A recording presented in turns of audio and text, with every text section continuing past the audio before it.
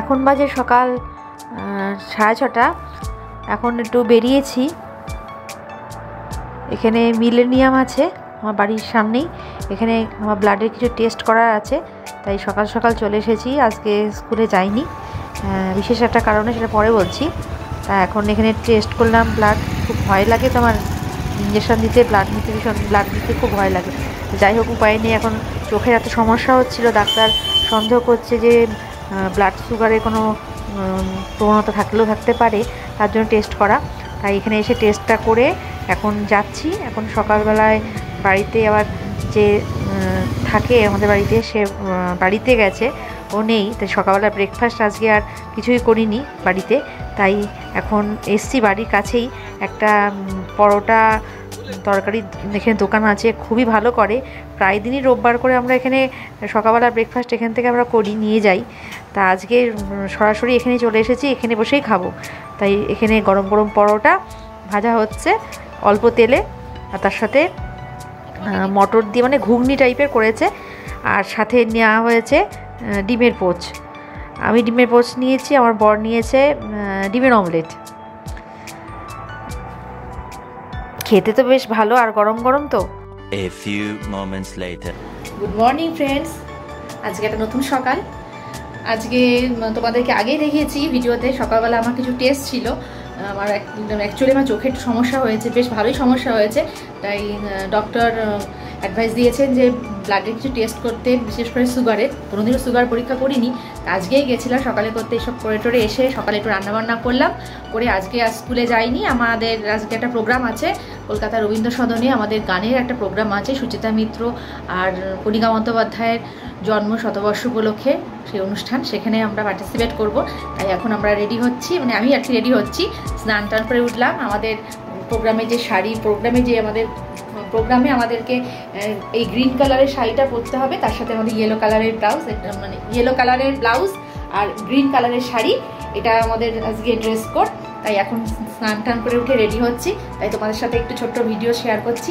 এরপর কখন যাই, কোথায়, কিভাবে কি হয়, সবই তোমাদের সাথে শেয়ার করবো। এখন বেরিয়েছি, এখন বাজে প্রায় 2:45। আমাদের 2:45 সময় যাওয়ার কথা। আমাদের বাড়ির সামনেই একটা জায়গা আছে, সেখানে আমাদের এই অনুষ্ঠানে যাওয়ার জন্য ওখানে গাড়ি রয়েছে। এখানে এখন আমরা বেরিয়েছি, প্রায় অনেকটা রাস্তায় এসে গেছি। এখন রেস কোর্সের ময়দানের পাশ দিয়ে যাচ্ছি, সামনেই ভিক্টোরিয়া। অনেকদিন পরে এদিকে আসা হলো, এখন তো এদিকে আসা সেভাবে হয় না। যাই হোক, আমরা এখন রবীন্দ্র সদনে যাচ্ছি। যাওয়ার পথে রাস্তাগুলো বেশ ভালোই লাগছে দেখে, এত সবুজ চারিপাশটা, খুব ভালো লাগছে। যাই হোক, আমরা এখন পৌঁছে গেছি রবীন্দ্র সদন, এই জাস্ট ঢুকছি।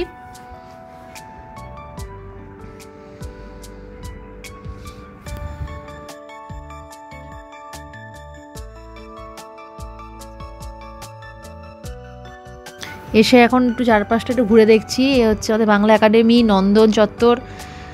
এখানে তো চলচ্চিত্র উৎসব হয় প্রত্যেক বছর। তখনও মানে বাজে বোধহয় 3:30 4টে, প্রোগ্রাম আমাদের শুরু হবে বিকেল 5টা। তখন আমরা হলে ঢুকিনি, তাই কিছুটা হাতে সময় রয়েছে, তাই আমরা আশপাশটা একটু ঘুরে ঘুরে দেখছিলাম। জায়গাটা তো ভীষণই সুন্দর, এখানে তো প্রত্যেকেই সুন্দর সময় কাটাতে আসে।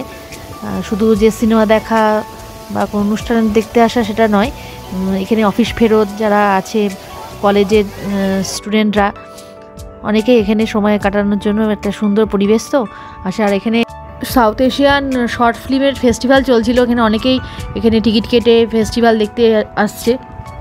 তা আমরা এখানে ভেতরেও যাইনি, বাইরেটাই দাঁড়িয়েছিলাম, আর অনেকে আমরা সঙ্গে যারা ছিল প্রত্যেকে এখানে ফটোটা তুলছিলাম। আজ রবীন্দ্র সদনে পুনশ্চ রবীন্দ্র অনুসারী শিক্ষাকেন্দ্র আয়োজিত একটি সুন্দর অনুষ্ঠান এখানে আয়োজন করা হয়েছে। প্রবাদ প্রতিম কিংবদন্তি শিল্পী সুচিতা মিত্র এবং কণিকা বন্দ্যোপাধ্যায় জন্মশতবর্ষ উৎসব আয়োজন করেছেন আমাদেরই অধ্যক্ষ, আমাদের পুনশ্চ কর্ণধার শ্রী দর্পনারায়ণ চট্টোপাধ্যায়। তার পরিকল্পনায়, তার ভাবনায় এই সুন্দর অনুষ্ঠানটা এত সুন্দরভাবে আয়োজিত হয়েছে, এত সুন্দর পরিবেশিত হচ্ছে। এখানে বিভিন্ন শিল্পীরা তারা তাদের গান, তাদের স্মৃতিচারণা এখানে পরিবেশন করেছেন। এখানে আমরা সবাই বসে শুনছিলাম, ভীষণই ভালো লাগছিল। এখন আমাদের গান এখানে পরিবেশন আমরা করছি আমাদের গ্রুপে।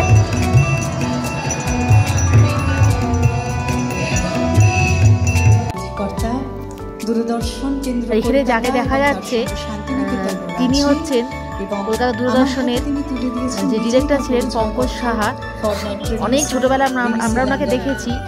সেই রোগা চিপচিপে মানুষটা, এত সুন্দর তার দরাজ কণ্ঠ। সেই পঙ্কজ সাহাকে আমার ছোটবেলা থেকে দেখে বড় হয়েছে এক প্রকার। সেই মানুষটাকে এত সামনাসামনি দেখতে পাবো, তিনি এত অসুস্থতা থাকা সত্ত্বেও তিনি যে অনুষ্ঠানে আমাদের স্যারের ডাকে সাড়া দিয়ে তিনি যে এখানে এসেছেন, তাতে আমরা সবাই অভিভূত। এবং এক আকাশে দুই সূর্য দেখা যায় না, কিন্তু আমাদের প্রজন্ম এক আকাশে দুই সূর্য দেখেছি। সুচিত্রা মিত্র, কণিকা বন্দ্যোপাধ্যায়, এই দুজনের সঙ্গে আমার সুদীর্ঘ সম্পর্ক এবং সান্নিধ্য। আমি দুজনকে নিয়ে কাজ করেছি, স্নেহ পেয়েছি।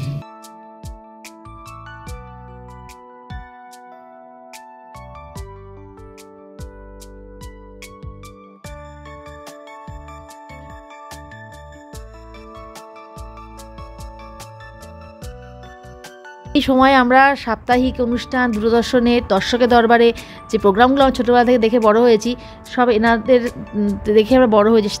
তাদেরকে আমরা সামনে থেকে দেখতে পাচ্ছি, এটা আমাদের কাছে একটা সত্যি ভীষণ ভালো একটা ব্যাপার।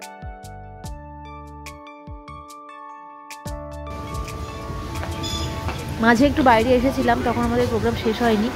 আমাদের প্রোগ্রাম হওয়ার পরে আমাদের টিফিন প্যাকেট দেওয়া হয়েছিল, সেটা নিয়ে আমরা বাইরে এসেছি একটু চা খাওয়ার জন্য। তাই বাইরেটা দেখো কি সুন্দর লাগছে, একদম চারিদিকে পুরো আলোয় সজ্জিত, সামনে একটা ফোয়ারা। এখানে অফিস ফেরত অনেক মানুষরা এখানে আসতে রেস্ট নিচ্ছে, কেউ এসে সন্ধ্যাবেলা বসে। তাই রবীন্দ্রসদনের সামনেটা পুরো জমজমাট হয়ে রয়েছে। আর তারপরে আমাদের প্রোগ্রামে যারা যারা আমার সঙ্গে অনেকে একসাথে গেছে, তারা সবাই এখানে রয়েছে। আমরা আমাদের মতো করে ফটো তুলছিলাম, বেশ খুব ভালো লাগছিল জায়গাটা। আর সামনেই একটা স্ট্যাচু আছে, দেখো এটা মানে একটা এত সুন্দর ভাস্কর্য, খুবই সুন্দর। এটা কোনো গাছের গুড়ির উপরে মনে হয় এটা জিনিসটা তৈরি করেছে কোনো শিল্পী। আর এই সামনে দেখো, এখান থেকে আমরা চা খেয়েছি। এখানকার লেমন টিটা ছিল অসাধারণ, 20 টাকা করে লেমন টি, মানে বেশ ভালো লেগেছে, চাটা খুবই ভালো ছিল। যাই হোক, এখানটা আমরা ঘুরছিলাম, এখানকার লেমন টি খুব সুন্দর। অনেক শিল্পী, চেনা মানুষের সঙ্গে দেখা হয়েছে। তারপর আমাদের টিফিনে যে প্যাকেটটা দিয়েছিল, সেই প্যাকেটটাও খুব ভালো ছিল। সেই মিষ্টি মিষ্টি আমরা খাচ্ছিলাম। এটা আমাদের গ্রিন রুম ছিল।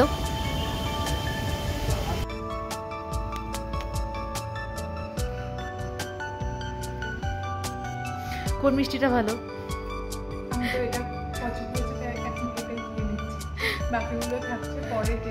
আমি একটা খাবো, বাদ বাকি নিয়ে যাবো মেয়ের জন্য, মেয়ে খাবে।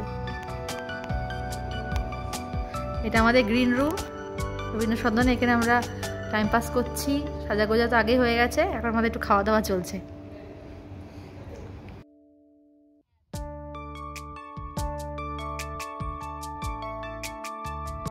আমাদের প্রোগ্রাম মোটামুটি শেষ হয়ে গেছে 9:30টার সময়। আমাদের প্রোগ্রাম শেষ হয়ে গেলে আমরা সবাই যেভাবে আমরা এসেছিলাম ঠিক সেভাবে আমরা সবাই মিলে গাড়িতে করে ফিরছি বারাসাতে। আর রাতের কলকাতা তো সত্যিই মায়াবী, খুবই ভালো লাগছিল। তার থেকে বড় কথা, এত বড় একটা সুন্দর অনুষ্ঠানে যোগদান করতে পেরে আমি খুবই গর্বিত, খুবই ধন্য হয়ে গেছি। আমার তো ভীষণই ভালো লেগেছে, এত সুন্দর একটা পরিবেশ পেয়েছি। এখন ফিরছি, এখন প্রায় রাত্রির 10টা সাড়ে 10টা বোধহয় বাজে।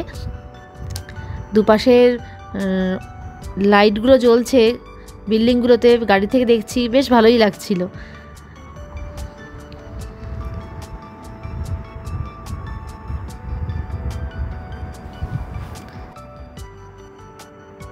রাতের কলকাতাটা অন্যরকম সৌন্দর্য। দিনের বেলা কলকাতাতে যানজটে ভালো লাগে না, কিন্তু রাতের বেলা কলকাতায় রাস্তা ফাঁকা থাকে। আর অনেক রাত করে যখন ফিরছি, দুপাশে এত সুন্দর আলো সাজানোর জন্য শহরটা, বেশ একটা মনে হচ্ছে অন্য কোনো একটা শহরে এসেছি, কলকাতা না অন্য কোনো বিদেশ। এখনকার এই বিল্ডিংগুলো দেখলে মনেই হয় না। যাই হোক, আজকে দিনটা খুব ভালো কাটলো। আশা করি তোমাদের ভিডিওটা ভালো লাগবে। যদি ভিডিওটা ভালো লেগে থাকে তোমরা অবশ্যই ভিডিওটাতে লাইক, কমেন্টস এবং সাবস্ক্রাইব করে দিও। আজকের মতো এখানে ভিডিওটা শেষ করছি।